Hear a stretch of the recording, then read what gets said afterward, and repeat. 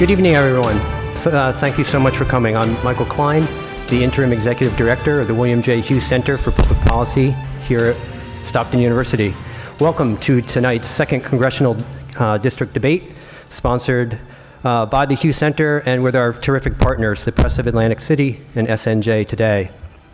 I'd like to invite our President, Harvey Kesselman, to please come and welcome you for this evening.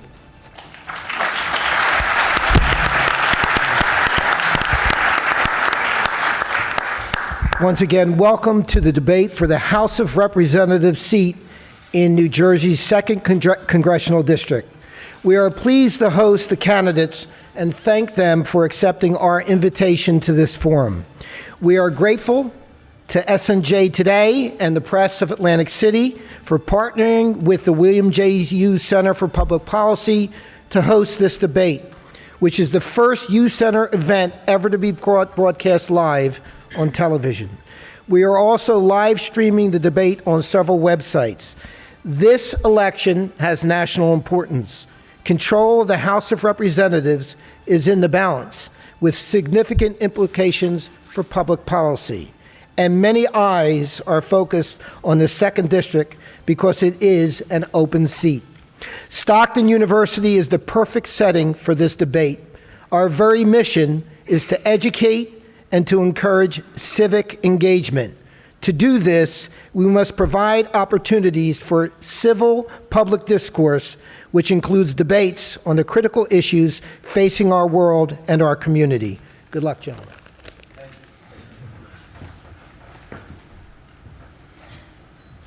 Thank you very much, Dr. Kesselman. In the spirit of civic public discourse embodied throughout his career by the namesake of our center, Ambassador Bill Hughes, we ask that you allow the candidates here tonight to make their cases without interruption. Please refrain from any comments, applause, or remarks until the end of the debate. And please silence all your cell phones. This forum is being broadcast live on channel WACP4 and also on the websites of the Hughes Center and the Press of Atlantic City.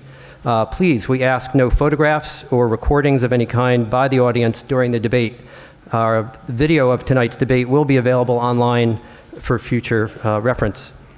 This will be a 1-hour debate. Questions for tonight were selected from suggestions from the Stockton faculty, students, and the general public. A coin toss determined who will open. Each candidate will give a 1-minute opening statement. This will be followed by questions asked by our two panelists, our great colleagues Buzz Keogh, Managing Editor of the Press of Atlantic City, and our own Dr. Claire Abernathy, Political Science Professor at Stockton. With each question, the addressed candidate will give a 2-minute response. The other candidate will give a 1-minute rebuttal. If the candidates wish, they may then give another 30-second response. After our round of questions, the candidate who opened will be the first to give a 1-minute closing statement. At the front of the stage, you'll see a timer clock, so our candidates can keep within the time limits. There's also a signal that will be held up 15 seconds before the end of time to give the candidates fair warning. And then I will politely keep the candidates on track, I hope. So let me introduce the candidates. To the audience's left is former Atlantic City Councilman and Atlantic County freeholder, Seth Grossman.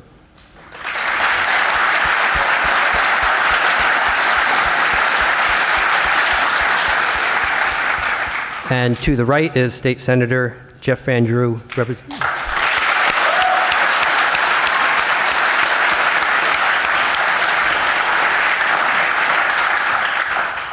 I'd like to ask Senator Van Drew, who won the coin toss, to give his opening statement.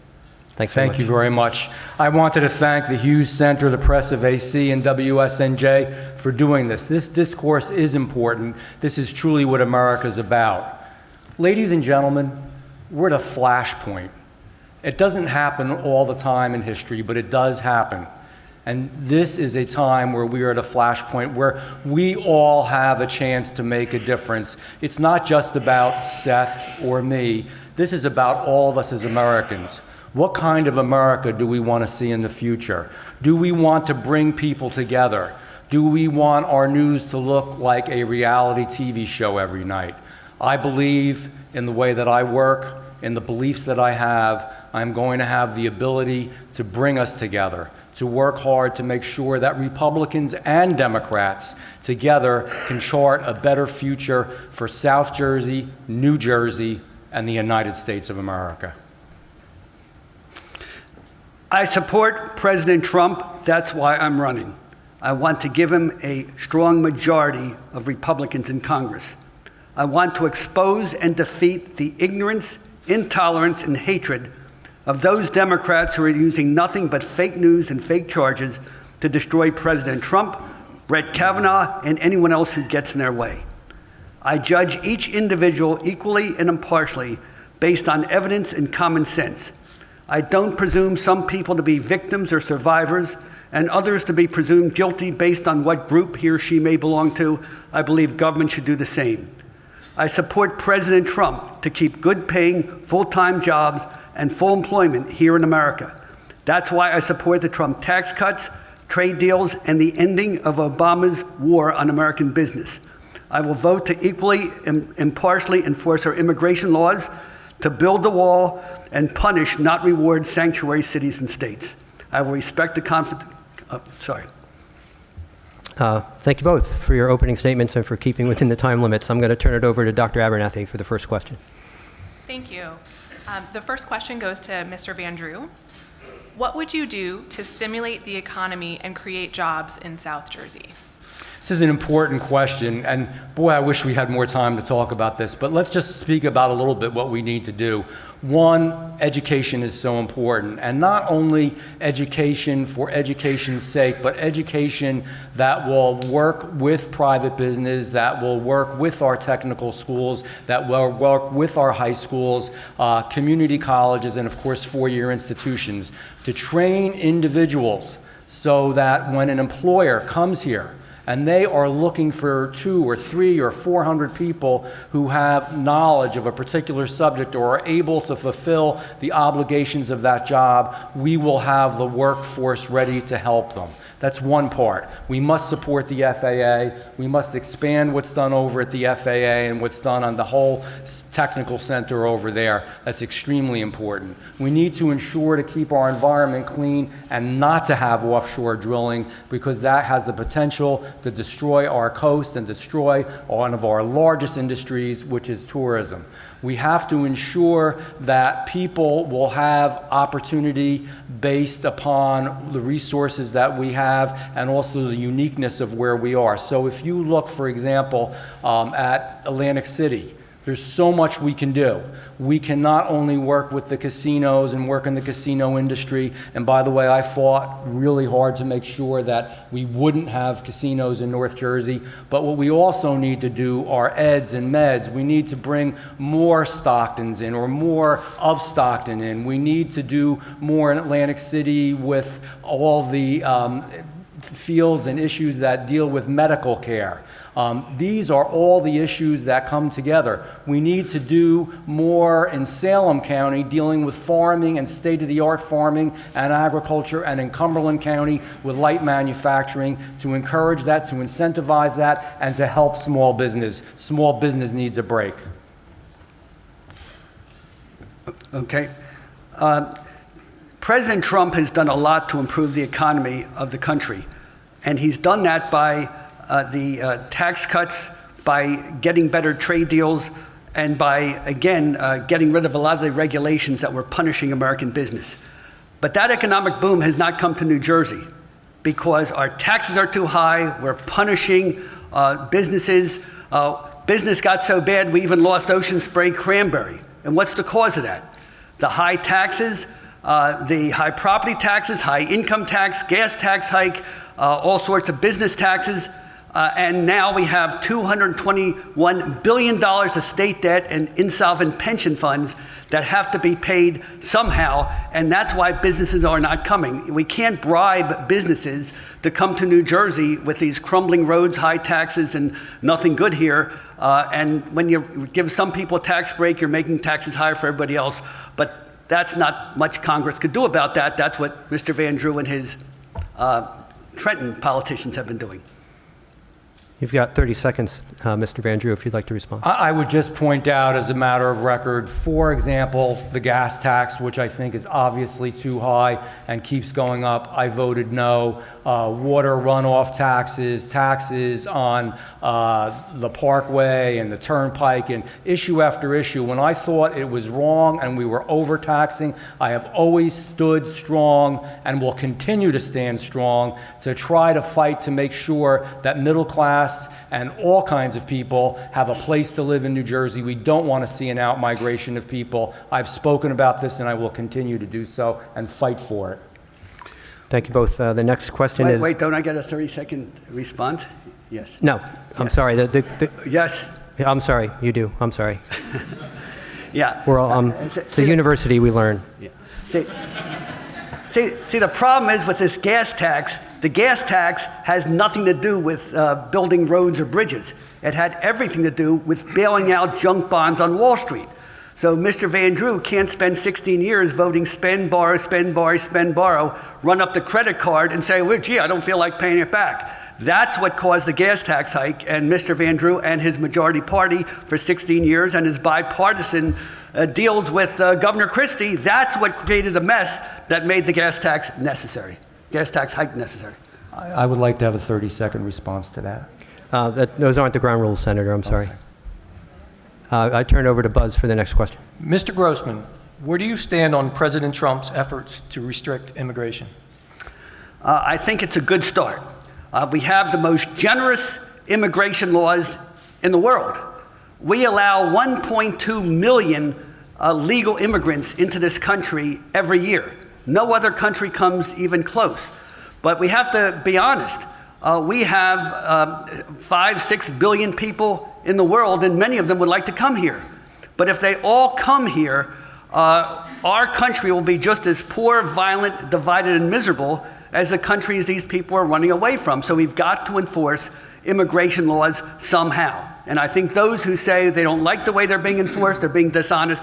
They're really saying they don't want immigration laws to be enforced. Now, if you don't like our immigration laws, they should be amended. But I think just as 100 years ago, when we had unlimited immigration, to preserve the country, we had to have a chance to digest immigrants, to let them learn English, let them become integrated. That's what we had for 50 years. We need a pause to allow all the immigrants who are here legally to become Americans, speak English, become productive citizens. Now, as far as those who came at a younger age and the hardship cases, as a lawyer, I know you deal with the easy cases first.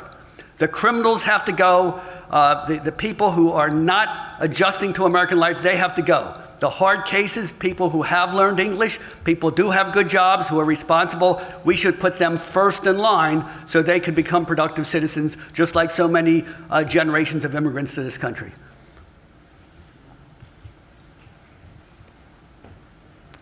So let me start by saying, just as an aside, we owe all of you honest answers. Mr. Grossman, we owe them honest answers. You know, and I know, and hopefully they know, that many of those taxes, just about all of those taxes, particularly the gas tax, I never voted for, period. Let me make that clear, because that was left out there. Secondly, let's talk about immigration.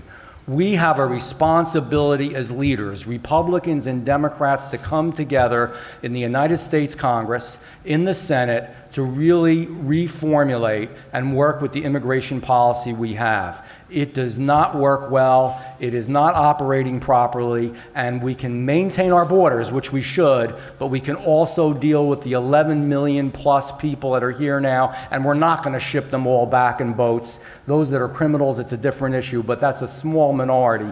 The reality is nobody's had the political courage. I'm going to do everything I can to have the political courage and to do it in a bipartisan way, to bring people together, to make the change that really needs to be made. Well, the truth is we don't know how many illegal immigrants do we have. Do we have 11 million, 20 million, 30 million? We don't know because government is not enforcing the law. And the idea that people who are here illegally have some sort of right to stay here, to get driver's licenses, to be included in the census, as Mr. Van Drew voted for, so sanctuary cities get more money and more representation. That's as ridiculous as saying that somebody who robs a bank can keep the money if they make it off the bank parking lot, and then they get free food and everything else. May I respond to that?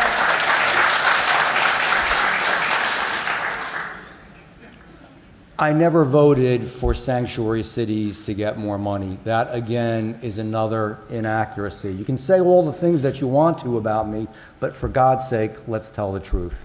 Secondly, what I did vote for... Please, we've asked you not to... What I did vote for was that we have to count folks who live here to know what is going on. You said it yourself. We don't know if there's 10 million, 11 million, 12 million. We need an accurate count to understand who is living in this country and where they're living. Please, if the audience could keep their applause till the very end of the debate, I'm going to turn it back to Buzz for a question for the senator. This question is for Mr. Van Drew, and several Press of Atlantic City readers posed questions about climate change. Do you believe that climate change is a serious problem, and if so, what should the federal government do to address it? There isn't a scientific body literally in the world now that doesn't believe that climate change is true. We have to all be honest and say that we know that it is an issue.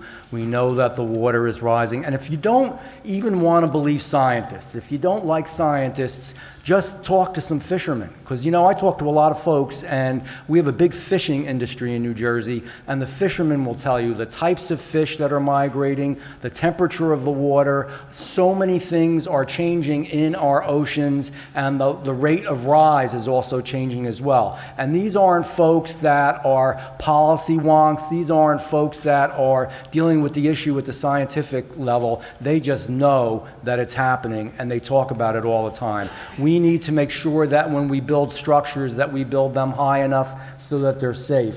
We need to make sure that we also try to invest in renewables so we do decrease the amount of emissions that cause greenhouse gas issues and also create a problem with this issue.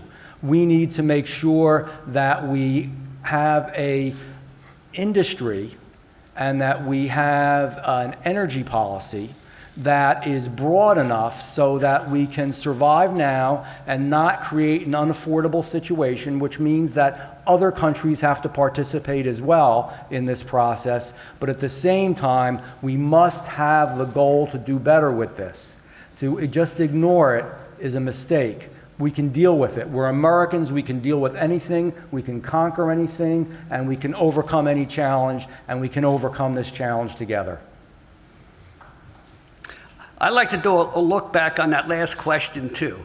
We all know why we take a census every 10 years. Article 1, Section 1 of our Constitution says we take a census every 10 years to determine how many congressmen and how many electoral votes each state gets. That census is also used to determine how many state assemblymen, how many state senators, and how much federal and state money each district gets. So that's why President Trump does not want to count illegal aliens in the census. Mr. Van Drew voted with the Democrats to include them so that sanctuary states and sanctuary cities get more congressmen, more electoral votes, more federal money, more state representatives, assemblymen, and state senators. As far as climate change, climate's been changing for 5 billion years. Go ask Noah. Go ask the Ice Age. Who's causing it? We don't know, and there's no consensus of science except the ones that are getting a lot of federal money. Mr. Van Drew, 30 seconds to Mr. Van Drew. Thank you. So let's talk again about the idea of the census. Whether it's climate change or whether it's the census, whatever the issue is, all of us, both parties, need to look at these issues head on with intellectual honesty. We can't just bury our heads in the sand and pretend that it doesn't exist. Now, these people are living here, and we have to know how big the issue is and where they're living so we know how to deal with it. Doesn't that make common sense? 30 seconds, Mr. Grossman. Yeah. Well, I think if we started enforcing immigration laws like they do in every country in the world, could you imagine crossing the border into North Korea and then asking for food stamps and a driver's license? I don't think that would happen. So if we started identifying who's here legally and who's here not legally, law enforcement could deal with that problem, and then we could get rid of the dangerous people, and also people who may mean well, but they're clogging up our schools, our hospitals, our prisons, and we just can't afford to do this anymore. If I could ask the audience to please keep from applause or any other comments so we can get as many questions in as possible. Dr. Abernathy has the next question for Mr. Grossman. Mr. Grossman, this question comes from a Stockton student organization. What is your position on alternative energy, and should the federal government support efforts to develop a green energy economy? Well, the answer is, I believe in American ingenuity. I grew up, I guess, when America was great, when popular science was part of the culture, when every inventor in every garage was trying to invent things. If solar or alternative energy really is cheap, clean, and efficient, people would make money doing it. But the problem is we have 5 wind turbines right off of Atlantic City. It costs about $6 million each. And if you do the arithmetic, what's the mortgage payment on $6 million of wind turbines, and when will you get that money back? See, the fact is, if somebody comes up with cheap, clean solar energy, wind energy, high tide energy, ocean current energy, I'm all for it. But when you develop a product that works, you don't need the government to pay for it. You're saving everybody money, and the market will take care of it. In fact, here at Stockton, I would love to see little laboratories here. I would love to see the Stockton Science Department do experiments to start like cooking pizzas with solar energy, heat dorms with solar energy, heat dorms with wind energy. How come I don't see a single experiment in any science department here in Stockton University? Because if it worked here, you can make a model work, someone could come out here and make a whole lot of money, right? That's what should happen. That's the American way. Mr. Van Drew. So just real quickly, just to clarify a couple of things, Mr. Grossman talked about people trying to sneak into North Korea. I don't think that's going to happen. Believe me. Secondly, he mentioned that he grew up when America is great. America is great. We're just going to become greater. And thirdly, I have to tell you, I've made a commitment of my own. They always say, put your money where your mouth is. So I have a 120-foot high windmill, and I have solar panels as well. And yes, in the beginning, it takes some incentivization. Government, through education, always encourages scientists and others to research and to look, just like they would do in Stockton, at alternative forms of energy, at alternative forms of doing so many different challenges that we have in our life. So much that we developed, including in those days that Seth says he loves so much, came from the universities, came from scientists, came from people like Albert Einstein. We have to ensure that we continue to encourage education and incentivization to be part of the problem. 30 seconds. Part of the 30 seconds to Mr. Grossman, please. I wish I could say America is great right now, but it's sad that right now you have people who can't even go out to a restaurant to enjoy a meal with their family because their political views are different. We're having mob rule in this country. When I grew up, you could freely state what you believed in. And if you made a mistake, people would correct you, and that's how we got smarter. You don't have somebody come 20 years later and saying, you should be condemned because 20 years you said this or posted this. We have to be free and open again. That's the America I loved. You got 30 more seconds, Senator. And it's the America I love. I believe everybody should be able to, within reason, say and do what they feel is right. That is what America's about. And in general, in the majority of situations, that absolutely still exists. There are some people, quite frankly, extremes on both sides that get carried away and become hurtful. That's not where we should be, and that's part of what I want to do. I believe that as one congressman, and it has to start somewhere, right here in South Jersey, we can help to bring people together and then move forward. Okay, the next question is from Dr. Abernathy to Mr. Van Drew. Mr. Van Drew, what policies would you like to see enacted to address the opioid epidemic? Oh, there's so many policies, and that's one of the biggest issues, as we all know, that's affecting our entire country, affecting our state, affecting areas and families and people that we never, ever thought would be affected or touched by this.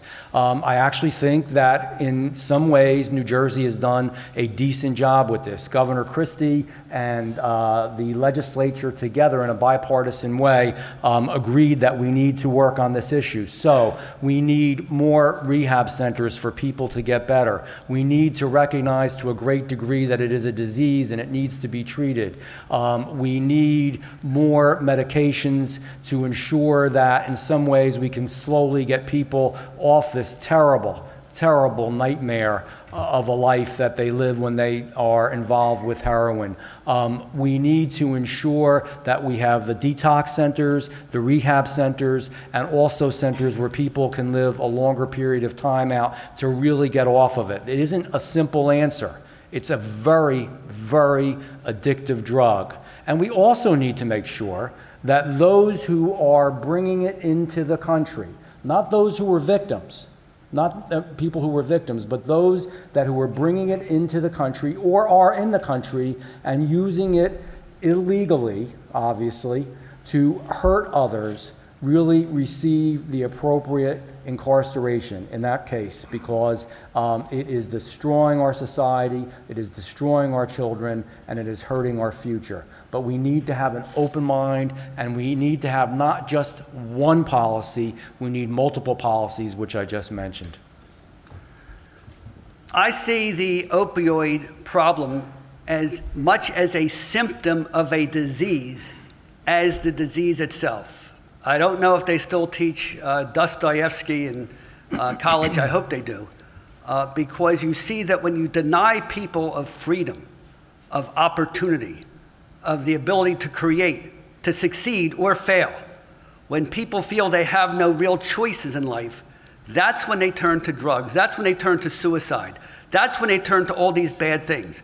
I just want to make sure that when we look at the opioid epidemic, we also look at some fundamental causes, because I believe if we gave American young people and older people hope of the future, hope for their children, hope for their grandchildren, that they will have a better life, that you're free to do what you want, that a land is again, America, land of opportunity, then I think the disease will be gone, the symptoms will diminish as well. 30 seconds, Mr. Van Drew. Of course, we all believe in hope, and that's a nice answer.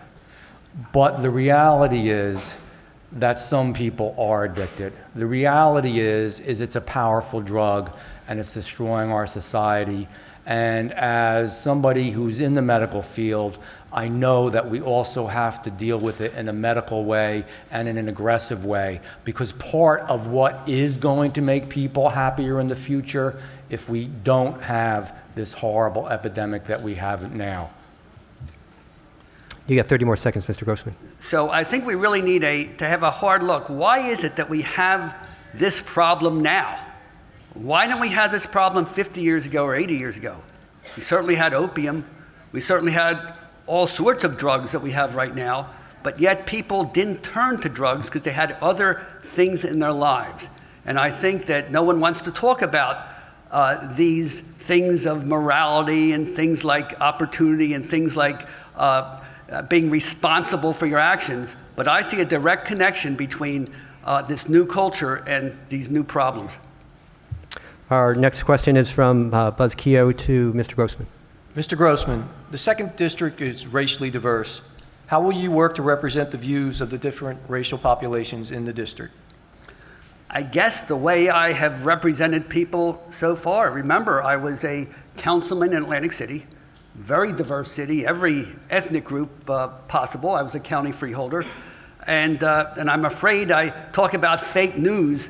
I think I disappointed the Washington Post about 6 weeks ago because they actually sent two of their finest staff members, one of their best reporters, Amy Housloner, and their best photographer to follow me around to see what this evil Trump Republican did during the course of his campaign day. And what they say? I was at the Bangladesh Festival, I'm at the Hispanic Festival, I have people of all races and religions and ethnic groups at my events. And guess what? After spending 2 days with me, there was not one single story in the Washington Post that I existed. That's fake news for you. Fake news isn't just printing false things, it's not printing true things. So the fact that you would even ask that question, I frankly find that insulting.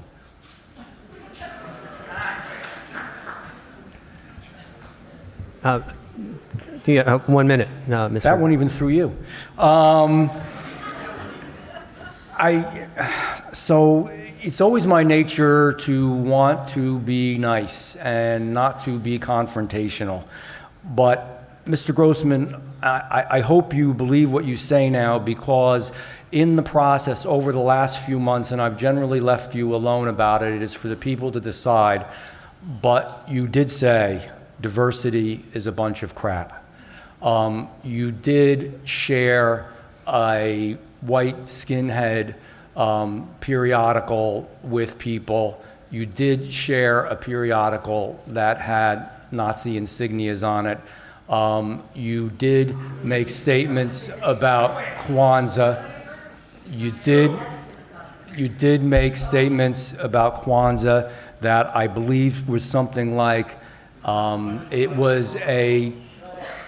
was a communist and socialist plot of some nature to do something like that. Well, then you can say what you... If I could ask the audience to please keep their comments to themselves. It was, and you did say the other, and it's all documented. So I don't mean to be hard, but when we want to talk about diversity, the real way of... I'm sorry, I thought it turned back over to Mr. Grossman.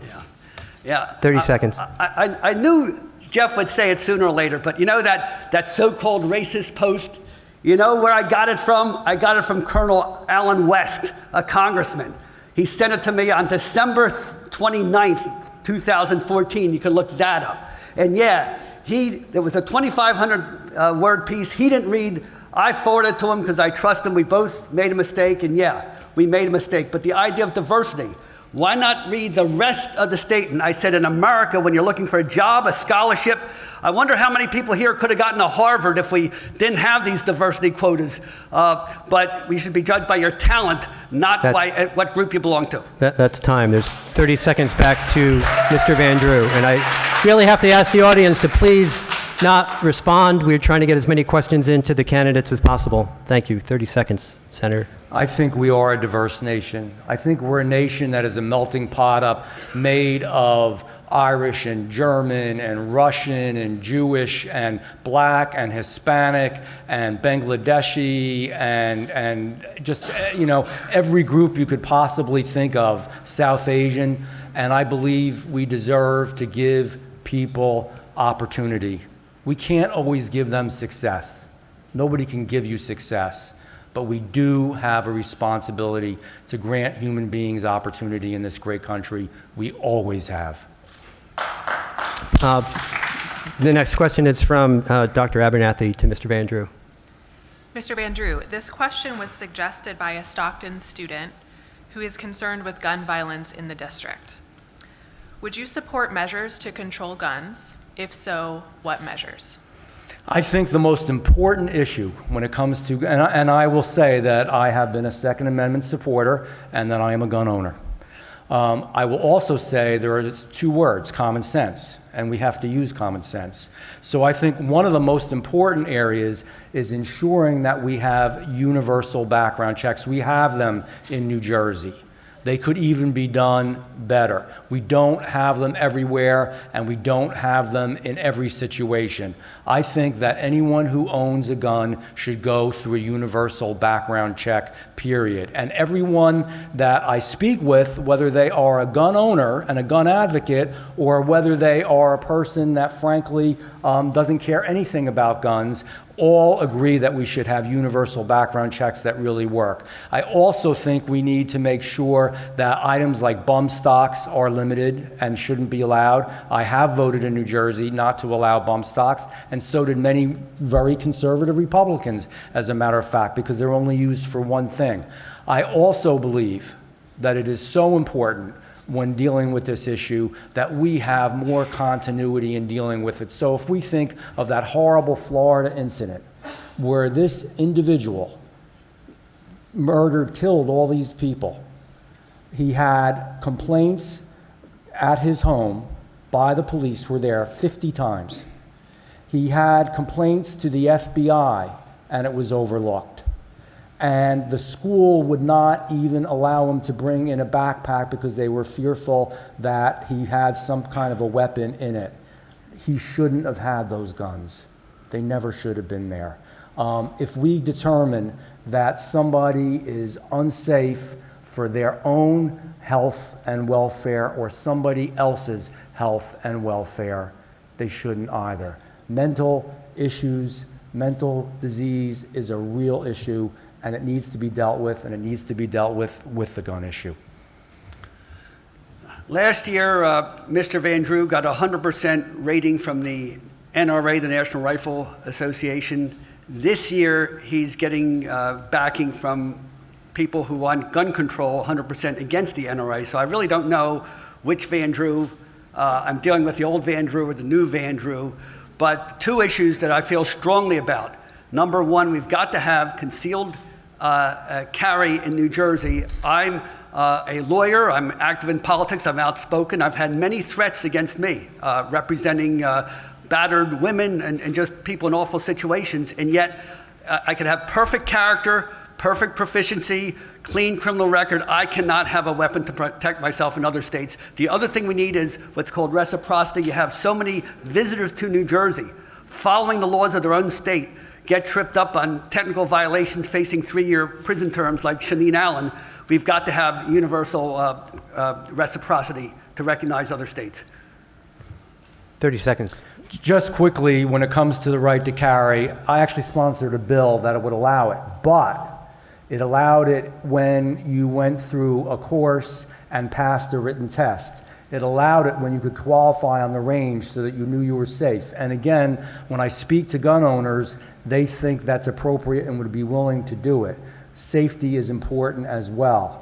And I certainly agree that in some cases we have inflicted a pain upon legal gun owners who have done no harm. So we need to look at the whole issue in its full aspect. 30 seconds for Mr. Grossman. And I find we're actually in somewhat agreement on many issues, and I want to remind everybody that the worst mass shootings always seem to take place in gun-free zones, where the shooter knows that there's nobody with a gun to stop that person. And that's why I think concealed carry would actually bring down the rate of violence. I think the worst murders are in Chicago and Washington, D.C., where you have the most stringent gun control that many advocates are pushing for, and yet look at the practical result when you get that kind of legislation. Thank you both. The next question is from Buzz Keogh to Mr. Grossman. 6 years ago, Hurricane Sandy devastated the coast of New Jersey. There are programs like National Flood Insurance Program and Beach Restoration that incentivize development in coastal regions. What is your view on the role of the federal government in regulating development in coastal areas? Well, that's interesting because I grew up on the beach. I lived through the 1962 storm. My dad and many of his friends went through the 1944 storm, went through the 1938 storm, which, by the way, knocked out the Brigantine Bridge. And that's how Captain Starnes made his money to open up that restaurant in Atlantic City. So it seems every 20 or 30 years, we would have these storms and there would be damage and people would always have everything cleaned up by the summer. So what's different? When the federal government got involved and said, You could build the most extravagant house you want right at the water's edge. And if something happens to it, the federal taxpayers around the country will pay to build you a new house.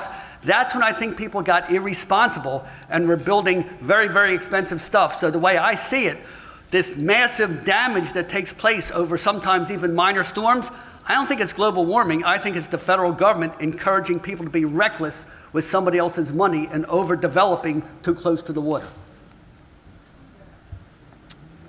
So I think it's important, and we've done this, that we change the elevations, that we look at zoning, that we ensure that when houses are built, that they're built high enough, that they're built safe enough. If they are completely demolished and in an area that is going to go through repeated storms and they're not going to survive, that's a case where they probably shouldn't build there. Along the Delaware Bay, there have been some areas where Blue Acres has come in and actually purchased some properties because, again, they shouldn't really build there because it's going to happen over and over and over again. The one thing I want to say, though, I do think it's one of the roles and functions of the federal government when a devastating storm like Hurricane Sandy takes place, that they do come in and they do help. Not everybody was a millionaire or a billionaire that got affected by Hurricane Sandy. Lots of small business people did. Lots of small homeowners did. Lots of regular middle-class folks did. And it was important. That's what the government does it from time to time. Health, safety, and welfare. They did need to come in during Hurricane Sandy. It's amazing how responsible and careful people are not to put expensive stuff in dangerous places when they're spending their own money. And it's amazing how reckless they get when they're spending somebody else's money. So I don't think we need government control. All we need is to encourage individual personal responsibility, that if you build expensive stuff right next to the water because you want to see that beautiful bayfront view or ocean view, if something goes wrong, you pay the high insurance premiums. Don't make everybody else in the country pay for it.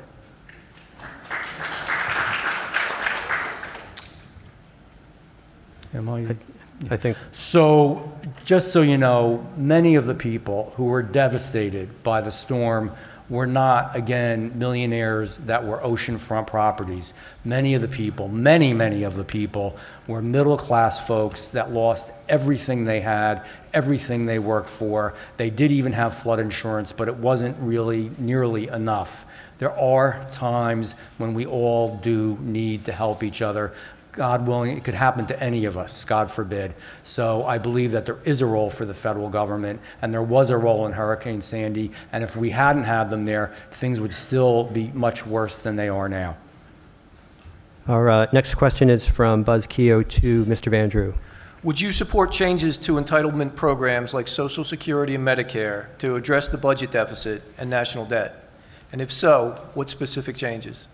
Well, you know, it always interests me. So when the budget deficit is real, the debt is real, there's no question that we have to deal with those issues. But it always interests me that the answer always seems to be to hurt middle-class, working, or retired Americans. That's not the answer. That was an agreement, a handshake agreement, what I would call a golden agreement that was made between the federal government and the constituents and the people who live in the United States of America. Senior citizens depend on Social Security. Senior citizens depend on Medicare. To now go forward and say, oh, the rules changed because perhaps in other areas of the budget we've overspent, but we're not going to worry about those areas. We're going to take it away from you.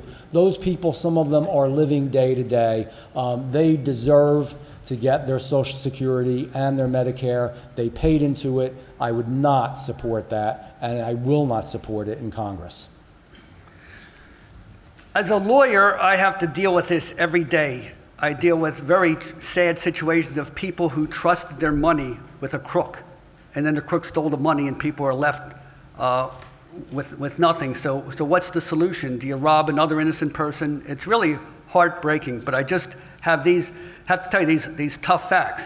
Right now, the federal government has a budget of about $2.1 trillion a year, and it's $900 billion short each year. And the total debt is I think, $21.5 trillion. So the debt is 10 times the income, which is like a family of $50,000 income a year having having $500,000 of credit card debt. You can't sustain that. New Jersey's just as bad with I think, $35 billion budget and $221 billion. So we have to face up to this sooner or later, and there are no easy answers. We have to talk about it. You get 30 more seconds, Senator. I just want to be clear on this. We need to deal with that issue. It is a serious issue, and that's why we need like-minded people to come together. And there's an interesting caucus, actually, that is developed that is called the Problem Solvers Caucus, made of Republicans and Democrats, liberals and conservatives that want to come up with real answers to problems. And there are some real answers there. You know what the answer is not? It's not to hurt people, and it's not to hurt senior citizens, and I will not support hurting Social Security and Medicare, period. End of statement. You get 30 seconds for Mr. Grossman. I have 30 seconds? Yep. All right. So, I don't see, and this is what Democrats do all the time. They divide us into groups. Yeah. I don't want to hurt senior citizens. Well, does that mean you want to hurt young people? When you talk about, I'm a senior citizen, but I care about my kids and my grandchildren. I want them to have the same freedom and opportunities I had. And I'm willing to sacrifice, and I think most baby boomers my age would also sacrifice if we could give our children and grandchildren the same opportunities we had. Great. Dr. Abernathy has the next question for Mr. Grossman. Mr. Grossman, in 2017, the Republican majority in Congress attempted to repeal and replace the Affordable Care Act, or Obamacare, but did not have the votes. Where do you stand on this federal health care law, and would you change it or repeal it? Yeah, I would work with President Trump to repeal the expensive mandates in the thing that make health insurance so expensive. Because there was a time, the whole idea when we talk about insurance, we don't even know what the word insurance means anymore in this country. Insurance is something you buy when you hope you will never use it, right? When you buy fire insurance, you don't expect to collect on the insurance because you don't expect your house to burn down. When you get car insurance, you don't expect to have an accident. Think of how expensive car insurance would be if it covered tires and windshield wipers. Think of how much your house insurance would be, your homeowner's insurance, if it covered replacing your air conditioner filters or tuning up your heater. So you have to understand the best way to talk about insurance is to talk about what's called major medical insurance, something we had for years before the government messed everything up. We also have to talk about what made healthcare so expensive before, because this is actually personal. My dad was a dentist.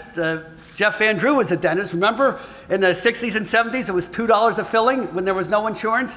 Now, it's so expensive, the copay is more than what the dentist used to charge before we had the government trying to make everything affordable. So we have to find other ways. I think President Trump is taking many steps in the right direction. I think we ought to explore his initiatives. Somehow the dentists always get blamed. I don't know, man. It's tough being a dentist, let me tell you. In all seriousness, so they were going to repeal and replace.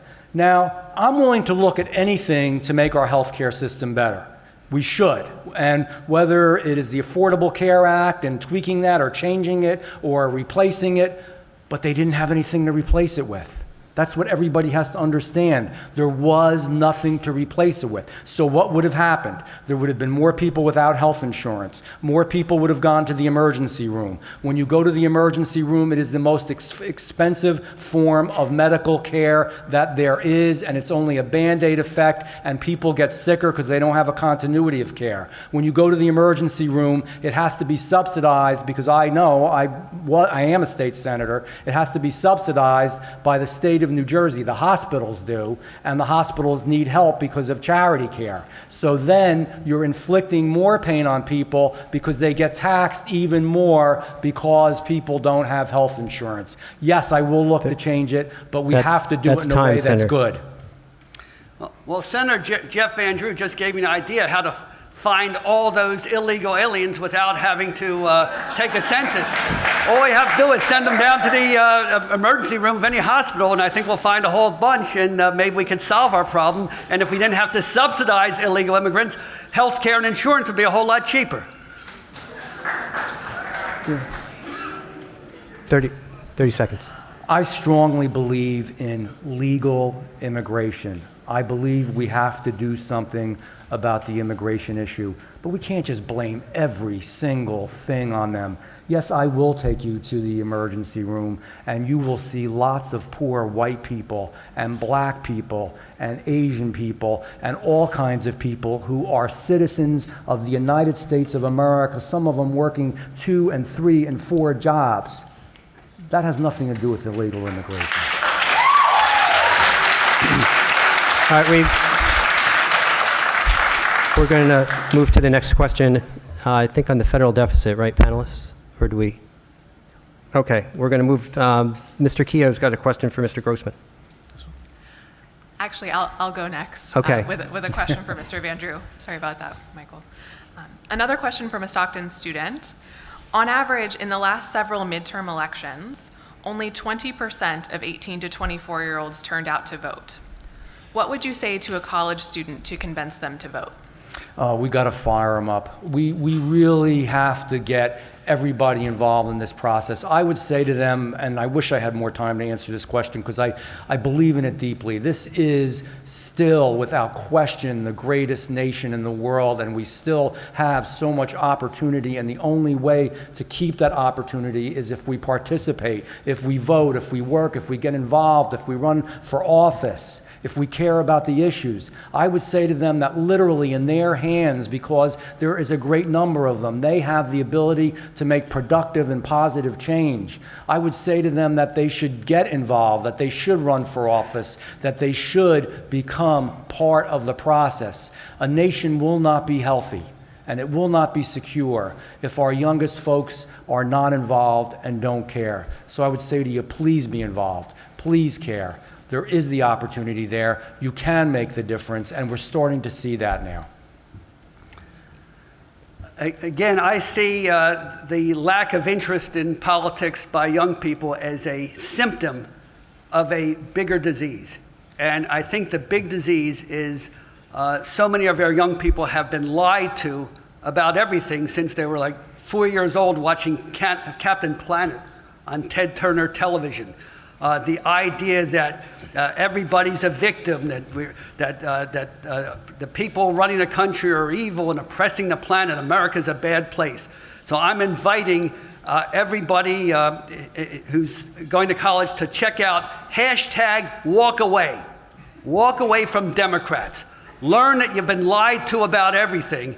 And then once you see what has been told to you, how everything is false, you will be so angry at the Democratic Party, I guarantee you'll show up on November 6th and vote straight Republican.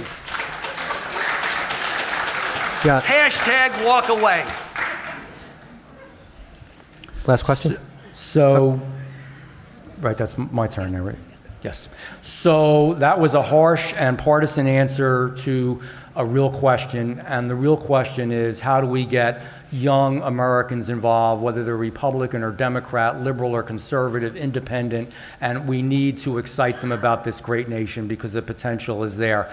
You know, I started out pretty young, and I walked around in a small town knocking on doors and talking to people, and it still is unbelievable to me through all that happened during that time that somehow this guy who wasn't connected to anybody is running for the Congress of the United States of America. It can happen.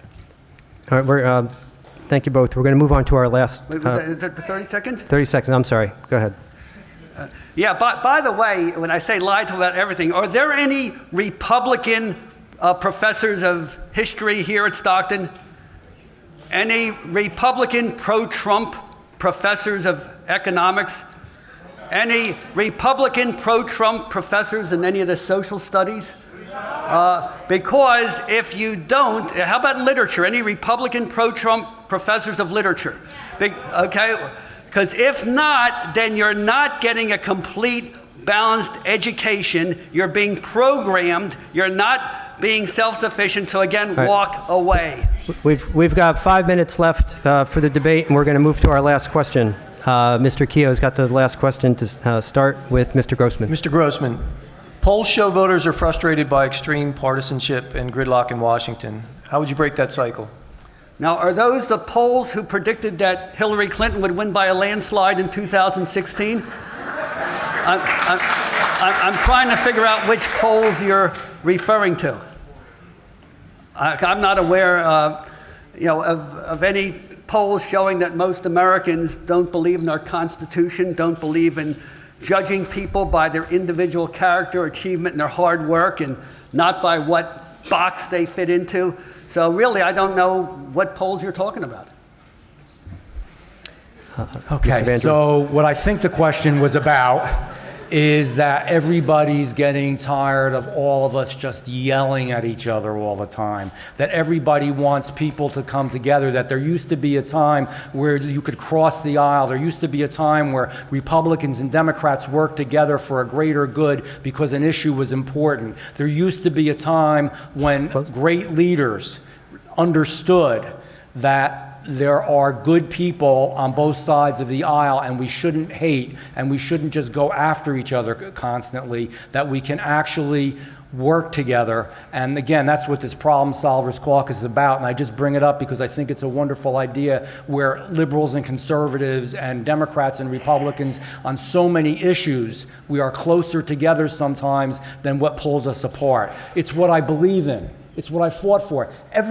My elections, there's always been more Republicans in my elections than any other party, but they've supported me because they know I cared about them and was willing to work hard for them and everybody else. That's time, Mr. Vandrew. 30 seconds to I Mr. know, it's hard for me. I'm sorry. But that reminds me, I remember when they had the Tea Party in 2010, Stockton University, I guess it was still Stockton College, set up this whole program for civility. And there were awards for civility. That was when, I guess, the uncivil people were the Tea Party. But now that you have radical Democrats are going up to senators in the elevator, chasing people out of restaurants, punch a fascist, kicking people off campus, has there been any activity for civility on that award? Who won the award for the Stockton Civility Award? That's time, Mr. Grossman. 30 seconds. And I still have it. So we do need civility, and we do need to work together, and we do need to do better. And I believe that right here, right now, we can start that change. And I'm going to do my very best as your congressman to make that change real and really try to make sure that we do move forward in what is a productive way so that America can move forward. Thank you both. We've closing in on our end of time. We've got time for 1 minute each for your closing statements, and we'll start with Mr. Vandrew. I love this country. I love the opportunity it gave me. I was not a wealthy kid growing up, and you hear this a lot, but it's really true. And I relied on tag grants and some student loans and some other help, and I made it to be a dentist, which kind of always amazed me right from the get-go. And then I moved to a small town in South Jersey, and I wanted to get involved in politics, and I did, and I wasn't connected, and I didn't know anybody powerful, and I wasn't lying to anybody, and I just walked door to door and met people and actually did get involved and eventually became a freeholder and an assemblyman and a senator. I want to be your congressman. I want to be a really, really, really good congressman.